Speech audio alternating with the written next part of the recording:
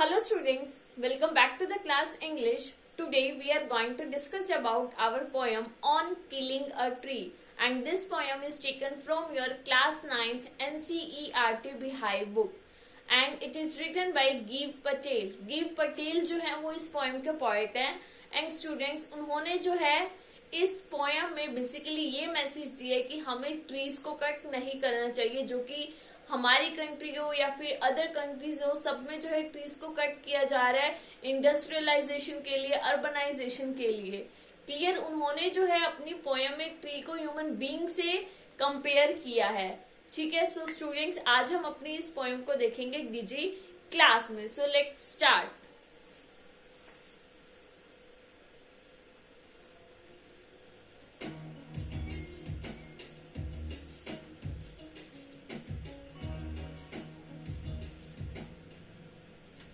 You must have seen trees or plants being pruned. Does pruning kill trees? तो यहाँ पर वो कह रहे कि आपने जो है देखा होगा कि ट्रीज को जो है ऐसे कट कर दिया जाता है बीच में से। ठीक है, क्या उसको कट करने से क्या वो ट्री किल हो जाता है, क्या वो ट्री मर जाता है? No, it doesn't. In fact, pruning helps trees grow better and stronger.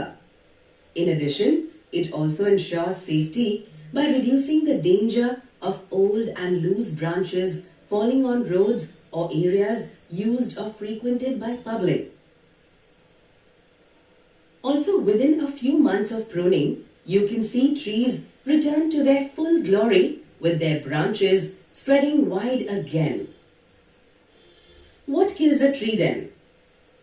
तो यहाँ पर पोइट बता रहे हैं कि प्रूनिंग करने से ट्री जो है वो मरता नहीं है, इवन वो और भी ज्यादा स्ट्रोंग हो जाता है। जैसे एक बच्चे को चोट लगती है और वो चोट लगने के बाद वो हील हो जाती है, ठीक हो जाती है, ह्यूमन बींग्स को जो भी लगती है।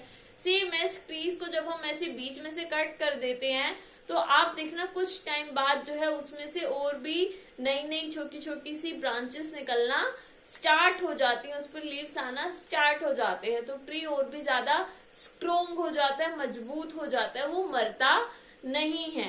क्लियर, तो यहाँ पर वो कह रहे हैं कि फिर ऐसी कौन सी चीज है कि जो ट्री को मारती है। What kills a tree? तो ट्री को जो है क्या चीज मारती है या फिर ट्री कैसे मरता है? Clear. Uprooting trees kills them. Let's analyze what Giv Patel says about killing a tree in his poem. तो वो कह रहे हैं कि ट्री को जो है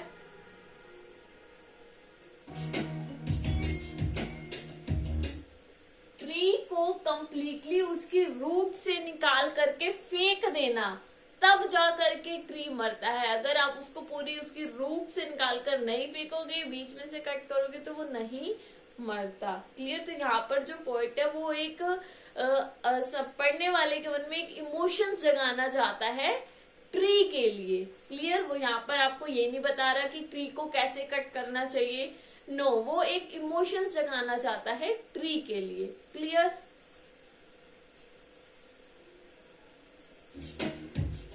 Giv Patel's poem on killing a tree on the surface talks about how to kill a tree.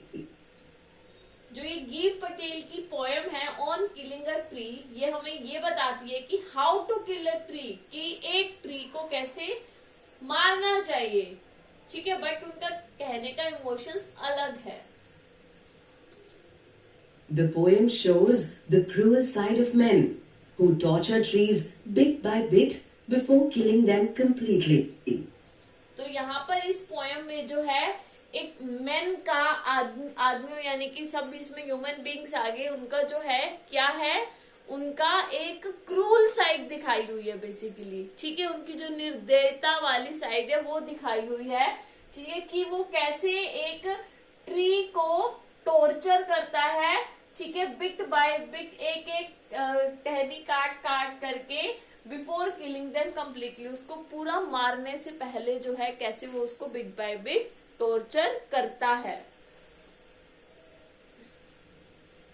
Before you analyze the poem, let's take a quick look at Giv Patel's biography. Born in Mumbai in 1940, Patel is a renowned Indian poet, playwright, and painter, and a general practitioner. He has published 3 collections of poetry. Poems in 1966, How Do You Withstand in 1976, and Body and Mirrored Mirroring in 1991. He also has 3 plays to his credit, which are Princess, Savaksa, and Mr. Behram. As a painter, Patel has participated and showcased his paintings in several art exhibitions across India and the world. तो यहाँ पर जो है आपको poem को देखने से पहले पोएम के जो पोएट है गिव पटेल उनके बारे में एक छोटा सा डिस्क्रिप्शन दिया हुआ है, पहले उसे देख लेते हैं कि ये जो है रिनाउंड इंडियन पोएट हैं, प्ले राइट, ठीक है, एंड पेंटर और जनरल प्रैक्टिशनर। ओके, और इन्होंने जो है 3 कलेक्शंस ऑफ पोएट्री पब्लिश करी थी। फर्स्ट वन इज पोएम्स 1966 में, second is how do you withstand 1976 में, and third one is body and mirroring 1991 में। 3 place to his credit, princess, सवाक्सा एंड मिस्टर बैराम। 3 प्लेस हैं, ठीक है, जिसे जो है उसके क्रेडिट दिया गया है प्रिंसेस, सवाक्सा एंड मिस्टर बैराम। As a painter, has participated and showcased his paintings in several art exhibitions across India and the world. क्योंकि वो एक पेंटर भी थे तो उनकी जो पेंटिंग्स थी उन्होंने जो है शो करी हैं through out India, even India के बाहर भी, इंडिया में भी, इंडिया के बाहर भी, पूरे वर्ल्ड में अपनी पेंटिंग्स को भी शो किया है। तो ये था पोएट का bio sketch. Clear?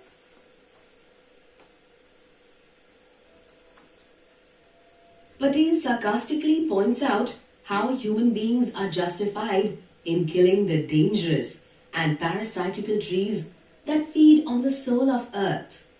He further explains how just hacking branches and twigs won't kill dangerous creatures such as trees. In fact, this will only make them stronger. So the poet says that they have to be killed in cold blood. Their very roots have to be uprooted and killed. The poem further explains that powerful trees whose roots held on strongly to the inside of earth should not only be uprooted but also scorched and choked. Every ounce of life they possess should be twisted and withered out. The message in this poem is that killing a tree is a cruel act and man cannot justify it.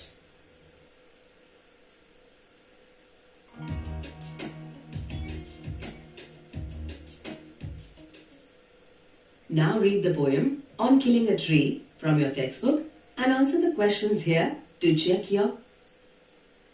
तो students basically इस poem की line by line summary we have already read in our previous video. I hope you all have watched that part of the video. अगर आपने अभी तक वो video नहीं देखी है तो आप पहले पोएम की वो वीडियो देख लेना जिसमें हमने line by line summary poem की है, ठीक है, लाइन बाय लाइन हिंदी की है।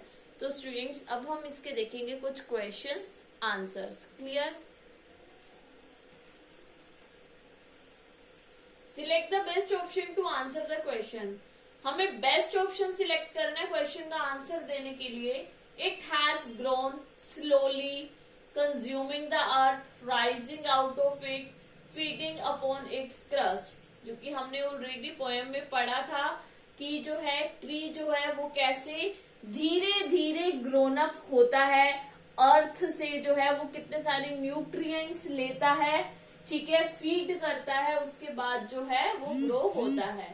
What do these lines imply? ये लाइंस जो हैं वो क्या चीज इम्प्लीफाई करती हैं? What do these lines imply? The tree and the earth are feeding on each other. कि ट्री और अर्थ जो है वो एक दूसरे को फीड करते हैं। Earth is slowly consuming the tree SAP, की अर्थ जो है वो धीरे धीरे ट्री का सैप कंज्यूम करती है। The tree is growing by feeding on earth, या फिर ट्री जो है ग्रो करता है by feeding on the earth. तो इसका आंसर होगा कि ट्री जो है वो ग्रो करता है by feeding on the earth, से फीड करके। Well done. Select the best option to answer the question. Besides feeding on the earth, what does the tree consume? अर्थ से फीड करने के अलावा कि ट्री और क्या चीज कंज्यूम करता है? Years of water, air and sunlight, years of water, air and food, years of hard work, water, air and sunlight. तो ट्री क्या चीज जो है वो कंज्यूम करता है? Years of water, air and sunlight. Well done. Select the best option to answer the question. And out of its leprous hide sprouting leaves, what does the underlined phrase refers to? Why does the poet use this phrase? Man's insensitive nature used to express his contempt for human race. Discolored bark of the tree used to provide another reason for killing the tree. The medicinal nature of the tree's bark used to point out goodness of trees. Basically leprous hide का जो मतलब होता है, basically leprous जो है वो एक disease भी होती है जिसमें स्किन का कलर जो है वो बिल्कुल गंदा सा हो जाता है। ठीक है, तो यहाँ पर जो है वो ट्री का जो बाक है वो डिसकलर्ड होता है। Well done. Select the best option to answer the question. What is the tone of the first stanza? जो हमने पोयम में फर्स्ट स्टैंजा पढ़ा था उसकी टोन क्या है? What has the poet used such a tone? और पोएट ने जो है वो